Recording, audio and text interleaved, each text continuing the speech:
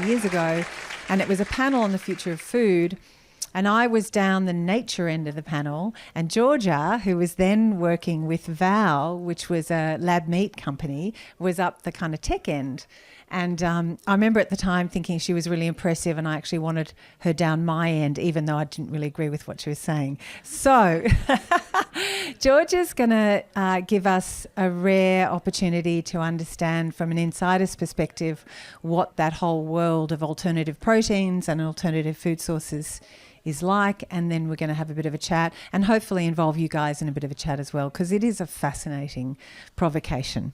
So welcome, Georgia. Thank you. For what it's worth, I really liked you too, so I'm pretty happy we're on a panel again together. So I think, Laura, you've done a really good job of, I guess, framing it up. I think today what I'm hoping to share is the knowledge I have at this point in time, knowing I spent 2 years working with a cultured meat startup, and I went into it very much wanting to follow the money, if I'm honest, as in not personal, as in I looked at what was invested globally in agri-tech innovation, and there's a huge amount of money invested in alternative proteins. And I thought, oh, okay, I've been in the RDC system for a couple of years. I've been working directly with industry. I'm not seeing the pace of change that I would like to see. I'm curious, ultimately, about this space, about the money that's being invested, about the solution, and I'm open-minded. I want to learn and see what it looks like from the inside, and that's ultimately the approach that I took moving into it. And I think hopefully today I can share with you what the inverted commas promise of alternative protein is versus what I now believe to be the reality of it. And then I'd love to get questions from the audience and even get your perspectives as well. So I think the state of the industry with alternative proteins is important to know that alternative proteins are sort of broadly within 3 categories. So you've got plant-based, which as an industry is not performing particularly well, mainly due to taste, texture and product performance ultimately on shelves, and majority of those products are running at a loss from an economic perspective as well. So a lot of those companies you're seeing pretty public, I guess, failures, for want of a better term, of those business models, mainly due to those factors. You then have fermentation, which because of the precision nature of those products, that industry is still growing, and there's quite a lot of interest and investment, especially from the medical side as well. And then you have cultured, which is ultimately about taking a single cell from what is ultimately a complex protein, a piece of meat, and then trying to proliferate that such that you can have clean 100% protein. That's the promise of that sector. And I think the main challenges that culturing has is cost of production ultimately, because it is akin to the pharmaceutical industry. If you actually have been, I don't know, have anyone been into a cultured meat facility or innovation lab? It looks very similar to a pharmaceutical operation. Literally, you can purchase the same equipment that you would otherwise use for pharmaceuticals for the cultured meat industry. And so I guess the attraction for investors is the promise that alternative proteins can solve some of these big challenges that we have. Those being, and for consumers, those being solutions to lower, efficient production of protein, and also the scale that we need to feed growing populations. It's ultimately often seen for landlocked countries as a solution. So I think, Singapore being a real driving investor in this space because of their 30 by 30 strategy around having 30% of all food produced within the country. Now they're very much a landlocked country, so they're looking to solutions that can be highly scalable, highly efficient, and ultimately industrialised to an extent with a really tiny footprint. Often the driver for investment is also driven by the targets that are being set. Emissions reduction targets, and technology is often seen because of its, quote unquote ability to scale as being an efficient solution. So these are some of the drivers. Ultimately, go within all alternative meats. A point I want to make, which is important versus this promise versus the reality, is that when you're talking about alternative proteins, you are talking about products. You are not talking about produce. A really important distinction. And because of that, when you're looking at alternative proteins, it's actually all about fast-moving consumer goods and all the trends that come with that industry. And it's about looking at how can you pick the occasion in which people would ultimately eat a animal land-based protein, and how can you mimic the nutritional quality, taste, texture, flavour, all of those things in order to meet the consumer where they're at and provide them with a product that they would otherwise be happy to trade in for where they would otherwise have, say, milk, even chickpeas or meat. So that's where you start to see the types of people and minds and creativity that comes to that space, because ultimately they're trying to create these products that they think people will love.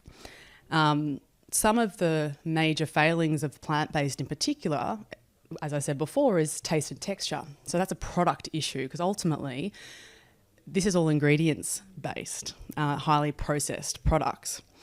So in particular with plant-based, you're looking at predominantly soy and protein as the primary protein ingredient, then mixed with a whole bunch of other things to create a product. Even in the cultured meat space, the actual harvest of cells, whilst that might be 100% protein, when you look at a macro level, you then have to pull that into a food processing line in order to turn it into a product that a consumer will love. And there's a lot that goes into that. So the thing I found really fascinating in the time that I spent in this space is just how product-led it was.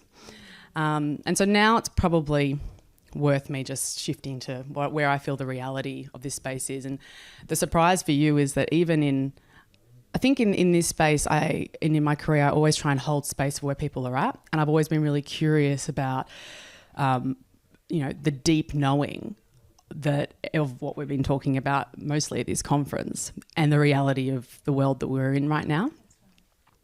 And so I try and hold space for both, and I feel constantly stretched by that.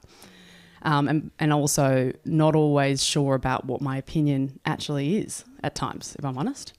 And so where I come at this point in time is I just think that the reality of all this space is that, first of all, consumers are telling us that they're not enjoying these products because they're not buying them. There's been some particularly, large failures of some of these companies, Beyond Meat, which I think I've got the stat about $500 million investment. Impossible, it's not public, but that company is really struggling. They expanded into Australia. That unfortunate expansion is not working. They're sort of retreating, for a better word, back to a larger market like the US. JBS, Perfect Day. There's a number of quite public, news stories about these companies not really being able to meet the mark because they're trying to drive a product that consumers aren't necessarily willing to pay for because they are preferring other products and produce. So I think the reality of this space is that a lot of the people that work in it look to technology, like philosophically, they look to technology as a solution. And I think it just speaks to a lot of what we've been talking about at this conference. It just speaks to the disconnect. And I guess the stories as well, because I think that there's an element of agreement as well in the room that there are some quite intensive large-scale agricultural practices that we want to shift as well in our lifetime.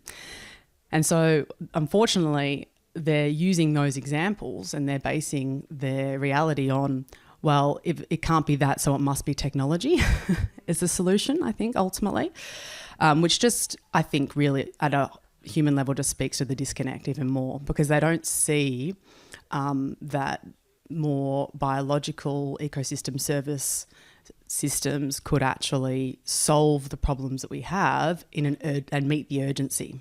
They look to technology as being able to scale and meet the speed required. So that tends to be the rhetoric. So I'd love to see more examples and more stories of that large-scale change being in the mainstream. I think that the reality is we know too much now about human health and about the intrinsic link to planetary health to be able to say that something that has been processed in a factory is going to be good long-term for our health. So I struggle to be able to support it, but I absolutely understand why the people in that industry look to it as a solution because in many respects, my previous colleagues, they care really deeply. They care really deeply. They just don't know what the alternatives are, and I don't think they see the alternatives as being viable. That's at the working level. At the leadership level, I think there's enough understanding, and ultimately it's about profit, in a way. So I think that's probably enough. I'll let you ask some questions, but that's, I guess, my take on it. Well, I mean, there are so many questions that come out of that, aren't there? It's, apart from the fact of the disconnect, which we can talk to about a long time, but $500 million? I mean, one of the things that really blew my mind from that conference that on which we were in the panel a couple of years ago, that was a conference which was focused on purpose-driven solutions to the problems we face, all of the same problems we're all talking about today. But there was a real focus on technology as the solution for a lot of these problems. And I think technology, and I know you'd agree with this, technology has a real role to play. It's incredibly important. But it shouldn't be technology-led. It should be nature-led, with technology in the service of the broader objective. And the thing that really blew my mind was how much money. So you were talking about the fundraising cycles that you'd been going through, and you were talking about the millions and millions of dollars that you'd been able to raise for Val. And the lady next to you who was in the precision fermentation dairy, her numbers were even bigger.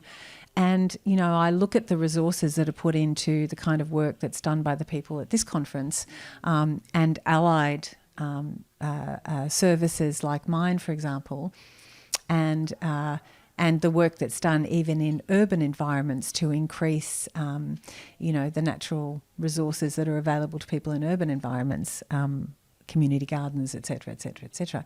There's nothing like that kind of money. What is it that makes that so attractive, particularly when the promise isn't being fulfilled? I think there's a bit of an education piece for investors here as well. And I think that investors, especially investment in cultured meat in particular, has fairly much halted, but I'd say you could attribute that more to the advancement in AI, because essentially venture capital are very focused on that at the moment. Yeah, I think that's an element of the next big thing. It's the promise. It's what I go back to at the start. It's the promise of the potential of it. And there's a lot of assumptions in any kind of model when you're looking to raise capital around what's possible and what you can achieve. And then the role of the startup leadership is to essentially deliver on that promise within a certain time frame. And I just ultimately the promise has been really attractive, and the ability to deliver in the time frame hasn't been fulfilled, and so investors are becoming increasingly discerning about investing in this space, and very much starting to filter through who are the companies worth backing. And I think it's fair for me to probably share that in Val's most recent raise, since I have left, they unfortunately weren't successful in raising. Now, speaking to my previous colleagues, that's in part because, again, of the significant interest in venture capital in AI at the moment, but it's also in part due to them getting much more discerning about the actual ability to deliver on that promise, because we're starting to get real world examples of those failures. In particular, the questions that need to be addressed now, it comes back to products, is creating products that can demonstrate consumer uptake.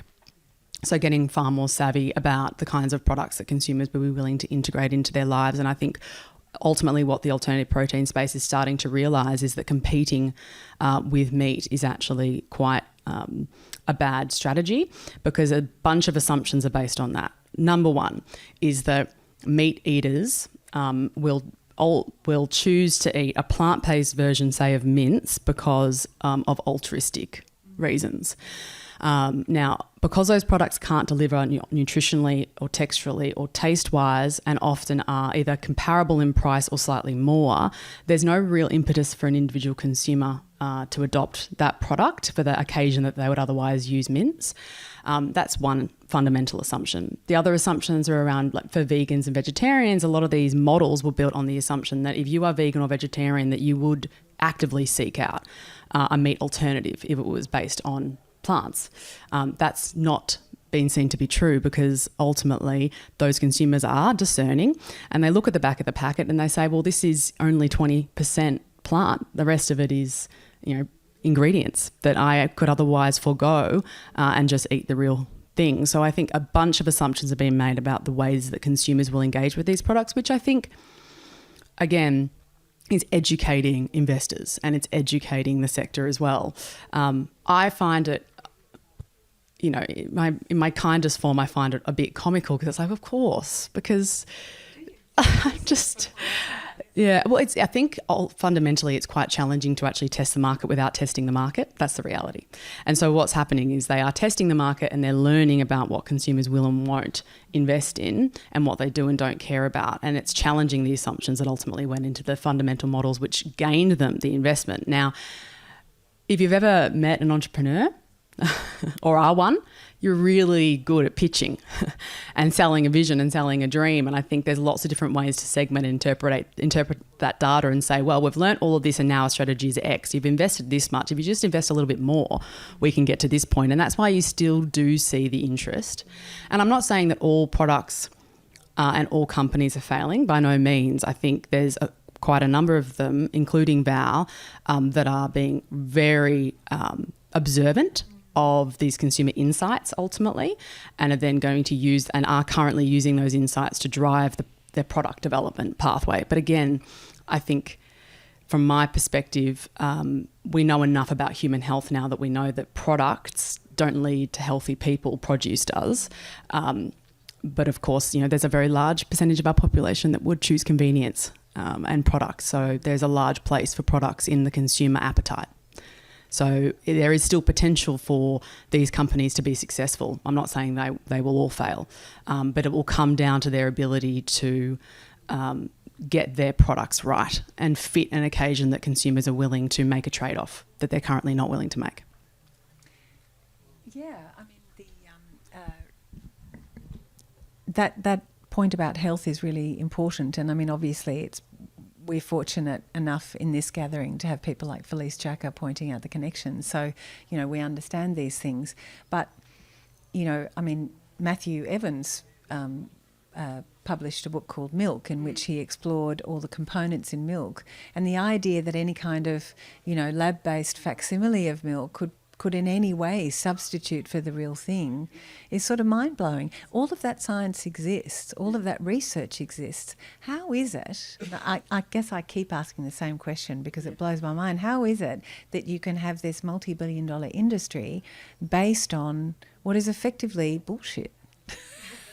Sorry, I shouldn't say that because it's not bullshit. And as you say, you talk about the culture of the people involved in this industry who are actually doing the work and how genuine their desire to create change and find solutions to these really big, nasty, hairy problems we all face. I see that, but, and George Monbiot is no fool, and he's an advocate of this kind of, technological development. But the idea that it could replace real food is just, it's sort of patronising to the consumer in a way. I mean, I suppose I'm just saying the same thing, but what's your response to that? And how was that when you were inside Val? Was there any discussion or inside that industry? Did you feel that it was possible to have that conversation? Yeah, I found the whole experience deeply conflicting. But as I said earlier, I believe, like in my lifetime, if I want to be able to hold space I don't want to create more polarity. So I'm okay with, I feel like I need to be okay with progress, not perfection, because otherwise I don't want to create more polarization in these spaces, in any space, and food included, where you've got really, conventional views that, and I even, this is a conversation where I'm coming as my own opinion, but even in my own organisation, so there's very conventional views, and I think that there is ultimately a deep knowing and a deep desire to transition back, to unravel all of that. But we are inherently self-preserving animals, and I think, we all want to feel like we're doing good, and we often only have a very small piece of the puzzle and of the knowledge. And going back to what it was like working there, and was I able to have those kinds of conversations? Look, with some people, but then I'll be honest, a lot of the people I work with were vegan and vegetarian, so drawn to that space from an animal welfare perspective, because again, this polarized view of they look at, on one scale, you've got intensive animal agriculture with not the best animal welfare outcomes, and so their solution is to pendulum swing the other direction and solve it with technology. And I think it's just they make this big jump, but often driven from an animal welfare perspective. Was it not all, but a vast majority of the people that I work with. But I do remember having a conversation with still a very good friend of mine, senior leader at VOW, absolute incredible operator. And I remember having this exact conversation that we're essentially having, and she just said, and the line that I'll never forget was, well, it's got to be better than cows. Because she's American and her experience of animal agriculture is intensive feedlots. And that's only one data point, and that's not representative of what's possible from agriculture. So I think, and even I need to and want to get more articulate about telling the story of what's possible from agriculture and being able to, and I think Dan's done a really beautiful job. We had a really good discussion yesterday, some really good tips about how you actually do that, because even I do find it a bit intimidating when I'm speaking to people that have very sure views that technology is a solution.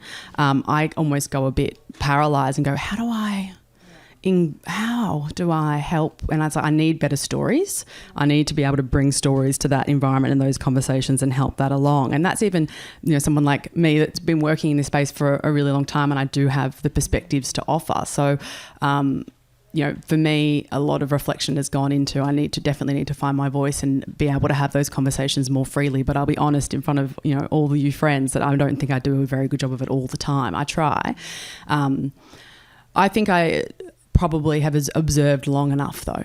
I think I've observed long enough, and it's probably time to bring those stories forward. But again, we see one extreme and then we jump to the other.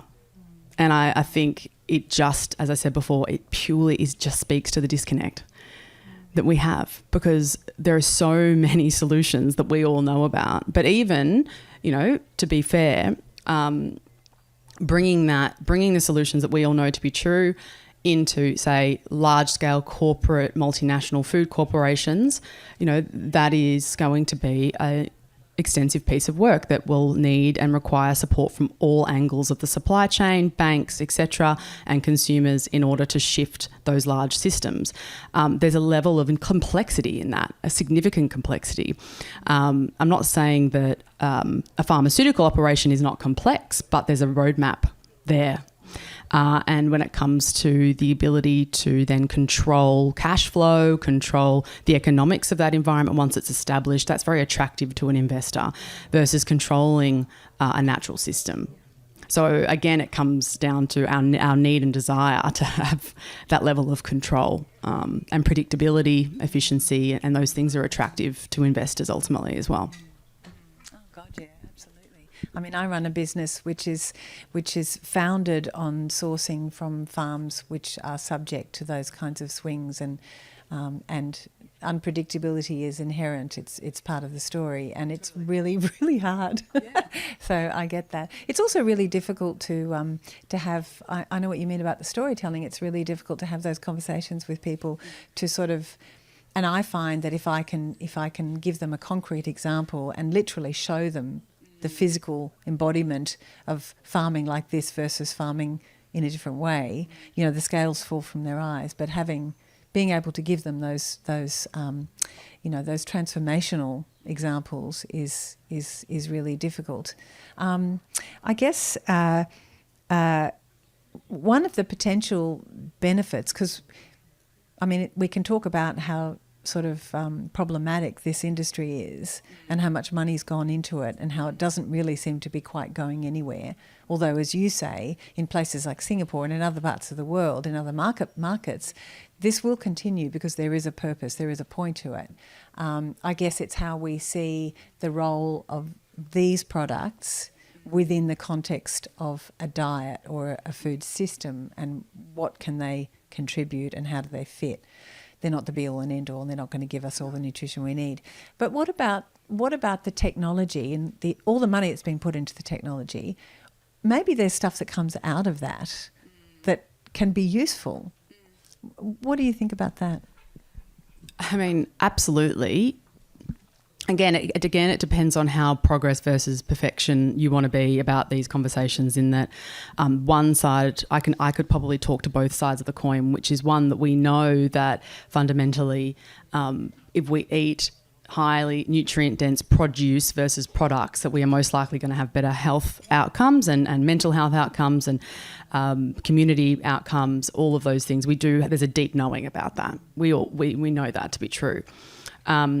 And so on the one side, I could say, well, is there value in continuing to invest in biotechnology, which ultimately is trying to mimic natural systems in a controlled manufacturing type environment, like pharmaceuticals, or not? And I think it depends.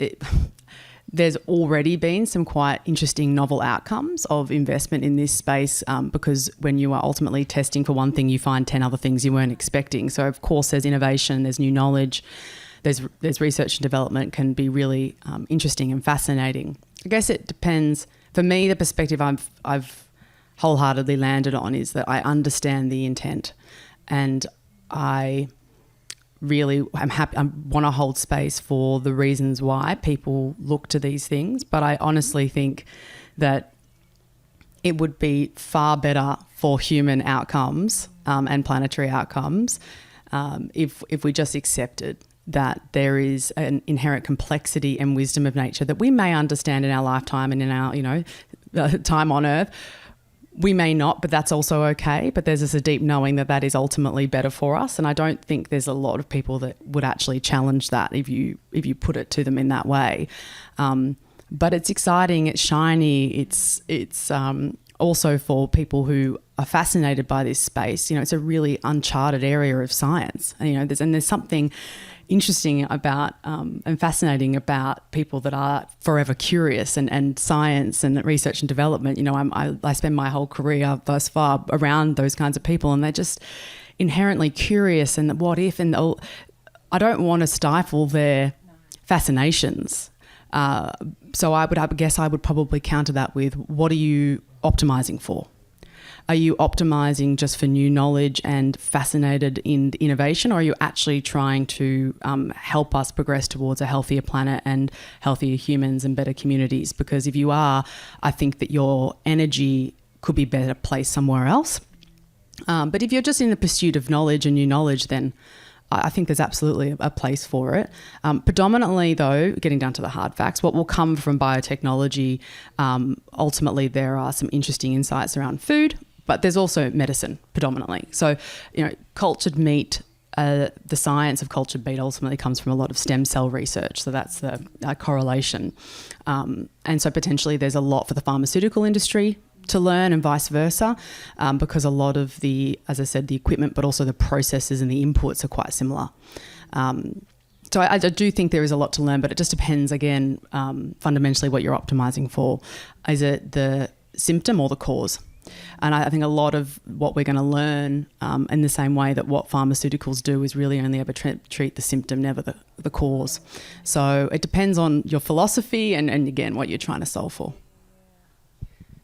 Which I guess kind of takes you to the other question, because you could argue that it's a form of sort of insane human arrogance to continue these kinds of activities when we see in the face of the challenges we're dealing with, and also our increasing understanding that nature is so much more complex than we even can possibly understand. And that kind of leads you to the question also of, there's all this money moving around and being invested in this work by these people. But at some point, how do we work out whether that is an ethical way to spend that money? And those activities, are they ethical? And you and I had a conversation where we talked about the idea of the role of integrity in regulating food systems and also regulating money systems, because, you know, it's kind of obscene, really. I find it quite obscene that all that money is being spent in this thing, and it's a form of market research, and they discover 10 years down the track, oh, well, actually customers don't really want that. They're not really going to buy it. And if we had some kind of, I don't know, guidelines or some kind of a roadmap that required people to sign up to when it comes to food, because of the connection between food and health. This is very idealistic, and I don't know if it's complete bullshit, but, you know, I mean, do you think that there's any appetite for that, or what's your response to that? I'm going to have to ask you to repeat the question. We've lovingly, what was the question? Is there a role for integrity in regulations, particularly when you come to, you know, this kind of these food systems and this expenditure? Yeah. Well, look, I'm actually inherently an optimist, so this is going to be my one moment of skepticism. It depends on who writes the regulations. Functioning free market, you should actually see what is happening with these companies. That's the natural progression of companies within a functioning free market. Is you see when things don't do well and what the market actually wants, and you adjust for that. It's just the disproportionate amount of public notice on this industry in particular is a bit more concerning for populations who care about the nature side solutions, maybe, because it's like it feels very disproportionate. It feels disproportionate, and perhaps it's because you look at the voices who are speaking about it and the share of what's the right terminology, the market share of people's attention that they have because of the positions of power that they might be in. And I don't mean that negatively. I mean, you know, a lot of venture capital investors and people who are very much advocating for this space, they tend to have large reputations and therefore significant ability to disseminate their voice and their opinions. And I don't think that there's enough strength in the voice of the alternatives and that are meeting that information where it's at, so that it's a conversation that's a balanced conversation. But back to like regulation, I think look, there is a huge role to play. If you think about productization, there's, you know, the regulatory, what we would call regulatory hurdles. If I put my vow hat on, which I won't do again, but the hurdles that you have to go through, the scientific rigor that's required, and the checks and the balances, etc. But such is the case for almost every product on the shelves, including, you know, all the medicine and pharmaceuticals and even produce and products. So there is a framework there which says that it's safe enough. As in, I don't mean to be skeptical about that too much. It's like how it's a set of guidelines that someone has written and then a set of checks and balances that are done to say that there's not enough residual X, Y, or Z in there for it to be damaging over this level of study that we've done in this particular area. So it's all trying to keep society safe and make sure that things have a certain standard, and it's absolutely got a role to play. But you can get products through, as we all know, there's many products on the shelves that we wouldn't necessarily say are health fulfilling products, but they definitely tick the boxes. So. Okay, so so I think this is a good time to open it up to questions, and the hard thing will be working out who to ask first. Okay, lady with the hat. We're all converted, everyone here, right? Well, that's the problem, yeah. The thing is that, like, cattle production has huge negative impacts on our planet. Look at the Amazon rainforest as one example. Do you see a pathway where these are, like, ever going to actually impact cattle production in a positive way? And, you know, noting we're all converted and we want to do it naturally, but there's the other world out there. Or do you think actually that's not actually ever going to affect the kind of the way that we, you know, it's never going to decrease the number of cattle that we use anyway, it's actually never going to get there? Like, On that specifically, what's your... Okay, so the question was whether alternative proteins have a role to play in helping in reducing the number of cattle that are produced, or reducing the negative effect of like intensive like animal agriculture. I think that's definitely the promise of it. The promise is that that's what alternative proteins could and should be able to do. Ultimately, if you look at meat consumption trends, they're tracking up year on year on year on year, tenfold year on year on year. So absolutely, we've got huge pressures on our forests. We've got huge pressures on our land in order to maintain that level of production. So that's where a lot of the impetus and the promise of these alternative proteins come from. And then the next part of my answer will be it's contextual. So it depends on the country and the country's access to different foodstuffs and what their consumers are willing to adopt as a new product. So I do think we're going to see, in particular Southeast Asia, Singapore, the Middle East, where you've got either populations which are more open to novel products or populations with more constraints around land use, or landlocked countries, that will be potentially more open-minded to these kinds of products.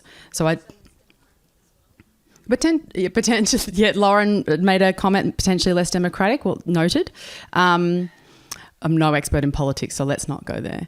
But different cultural systems. But I think they definitely have a role to play. But what we're actually seeing increasingly from consumers is that they are continuously choosing animal-based protein, and it's tenfold. So then you go, well, if that's the reality, then actually what we need to do is double down on how we can produce that in ways that provides co-benefits and restoration and ecological services in a way that can meet that, or have to make some pretty difficult policy decisions around how much of these products and this is an uncomfortable conversation, of course, regulating how much of globally of these things can we actually produce, and I think, and should we produce, and where it should be produced, which is where you start to see, certain areas in certain, areas of the world, environments being protected for that exact reason. So it's absolutely a challenge. I think, as I said, there will be some adoption in certain countries, and it's not tracking like it's ever going to replace. I don't think that's something that anyone should be concerned about. That's not none of the numbers are suggesting that. If anything, it's there to supplement the diet of people that may otherwise be deficient, and their countries may not be able to have as much access to good quality proteins. And I think there is absolutely a role for that, but I also think that there are other alternatives that probably we could explore with equal excitement and investment. That's interesting, the idea of using these products as supplements. I mean, we talk about people taking supplements, and I think you said it, Felice, in your talk, supplements are not food. And we must understand that, and we often don't. But it might be, as you rightly point out in these other places, the idea of actually customising these products so they are really specific. They can't replace meat because they're not facsimiles they can't mimic the complexity of meat, but could they do one particular thing? For example, provide one particular, that's surely something that's possible. Oh, yeah, without a doubt. I mean, ultimately, a lot of the findings, and not to disclose Val's roadmap, but protein powders, protein bars, all the products that you see that are high protein content on the shelves that that do have a significant market share. Absolutely, that's where you're going to start to see these products come to play. So there is a role for it, and again, progress, not perfection. There is absolutely a role for it, but I think it would be dishonest of me to say that I think that they will lead to great health outcomes. So I guess then I have to ask myself, well, what am I optimising for? And again, I feel conflicted sometimes too. Sorry, I made a decision. I don't. I was thinking about I'm confused. When I was young, space travel, and what did we get from it? They said we got Velcro. This festival is only possible because of Starlink, right? Whatever you think of Velcro or Starlink, but we use both on the farm now. Is there the potential that the research that seems to cost so much now will have unintended benefits later? Because I think probably Starlink is a benefit to a lot of people. So, is there that benefit? Unintended benefits that we don't know about? There absolutely will be, because nothing ventured, nothing gained. Like, they're better than Velcro. I mean, I would have to. This is where I'll just admit where my knowledge ends. So I would need, in the sense of, if I ask that question, which I have asked to the scientific team, for example, at Val, they would use very long words that I didn't understand. But there's some pretty incredible things that potentially could be done in things like cancer research and stem, especially that's again back to the fundamentals of the stem cell research.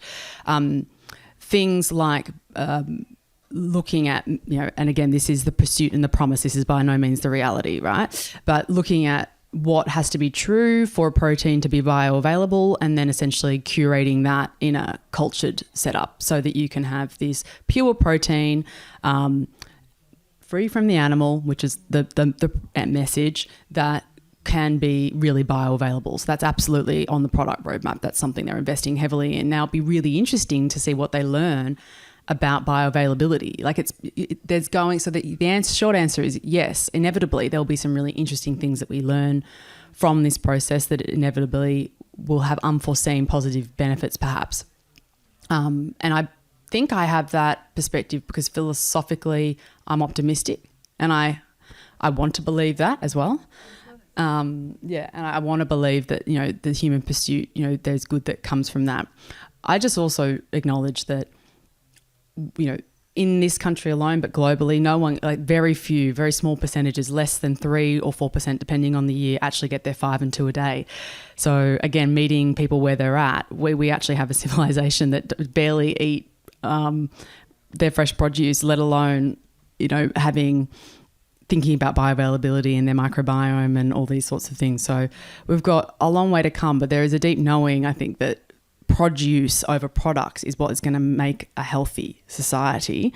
So I guess I can't honestly say that I think that these products are going to be able to help with that, but there is potentially a role for them, and there's potentially unforeseen positive benefits from it as well. You're doing it.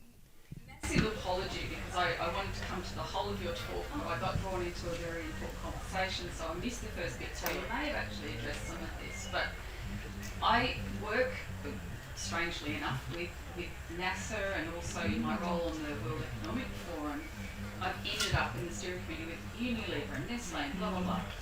And the question that was posed to me the other night, because I was in a meeting with them, and I know with NASA it's the same, is that, okay, we I think everyone agrees that produce is better than products, but there will be a need, whether it's the space program where they've got to get people to know, keep them alive, bring them back, for people in very, very remote areas where they need food that is shelf stable and can be transported, where they're doing vertical farming, or the US Defence Forces where they've got to get food out to the field and everything else.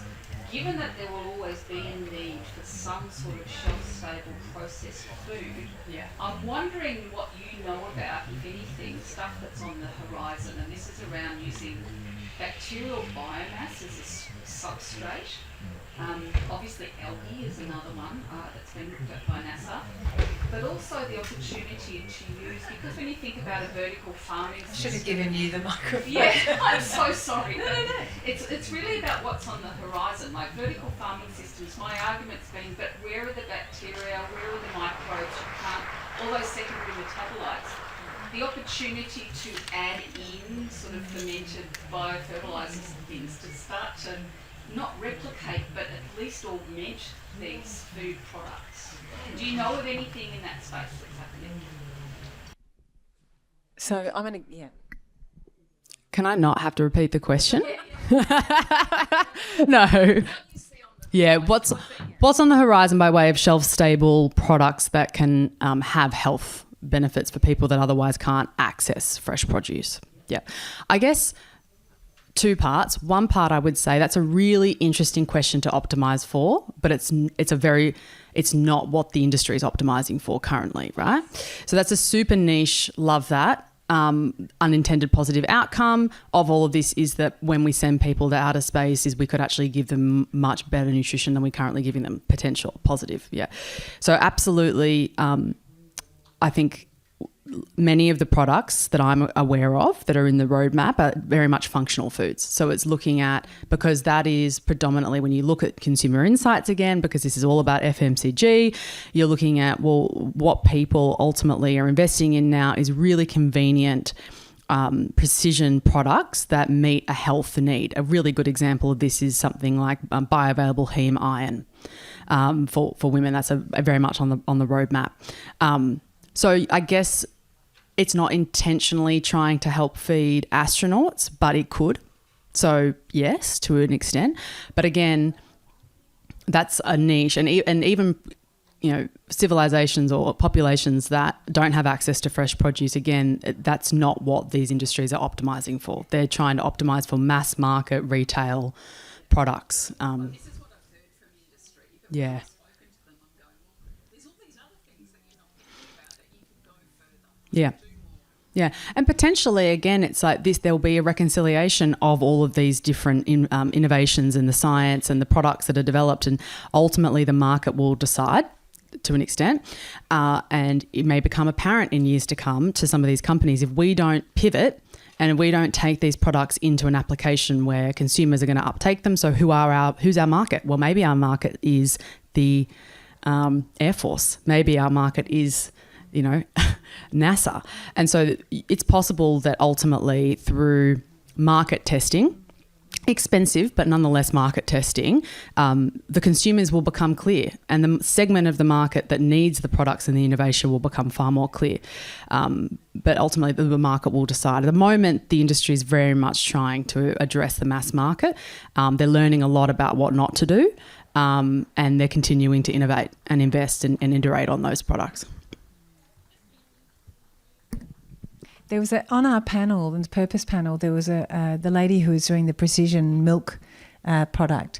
She was very impassioned. She felt very strongly what she was doing was a really fantastic thing, because what she was doing was, one of the things they were doing was creating a milk product which they could give to babies so that women didn't have to breastfeed, so that they could go to meetings and they wouldn't be sort of, inconvenienced by having to breastfeed, and it would make the whole process of managing work-life balance better, which I found the most bizarre thing, So the different applications for these things and the justifications for them within the industry are it seems to be very peculiar. Yes. We've probably got time for one more question. Tammy.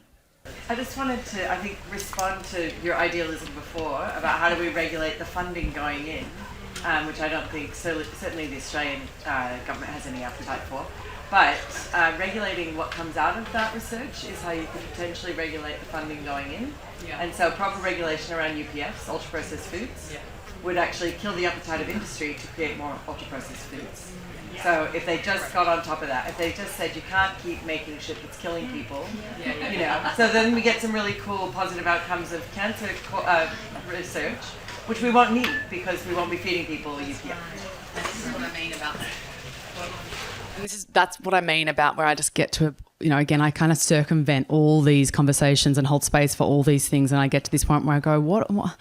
Stop trying to stop. Just accept that fundamentally there is a deep knowing and we know what we need to do. It's just how can we do it within the structures and the systems that we currently have available to us at the speed at which we need to, right? And I think I will just make one comment, if I may, on breastfeeding and that comment that she made, because I guess the promise again of that is about creating a product that can mimic breast milk in that it has bioavailable enzymes and all the beautiful things we know that breast milk has in it, versus formula, which is essentially a powdered milk product. Yeah, which has been highly processed and is shelf stable and all those things. And I think potentially maybe there is a place for that where it is needed, not as a And I say that from personal experience because I'll quite humbly say that I really struggle with breastfeeding my daughter. So overshare TMI, but I don't have enough breast tissue. I simply don't. And so I wasn't able to feed her. She came early, she was small and she needed food and I didn't have food to give her and I struggled with it and I worked hard at it and I was consistent, but unfortunately it wasn't meant for my body. So if I had a wet nurse, that would have been ideal. Genuinely, like on a bit of, but that would have been ideal, but that's not really the structure and society I currently live in. I could have sorted out a bit more, but I was also tired. So of course I go to what I thought was the best possible product on the market. Now, if there was a product on the market which mimicked breast milk and more effectively than say a goat milk powder that's shelf stable, maybe that's there's a space for that. But I think again, when these sorts of products come to play, you've then got systems and structures that require profit to be the outcome, and my fear there is the runaway effect of and hate to be explicit here, but a salesperson walking into, say, a town in Africa and saying, which we know has happened, and saying, oh, this is better for your child. And that's the problem, is that well-intentioned, like this could be that could be a great solution for the few, including myself, that really struggle with that thing. But I don't think that the intent should be that it should replace it as the first option. I think that's deeply concerning. So, yeah. I'm afraid we don't have time for any more questions, but can you please thank Georgia for a wonderful presentation?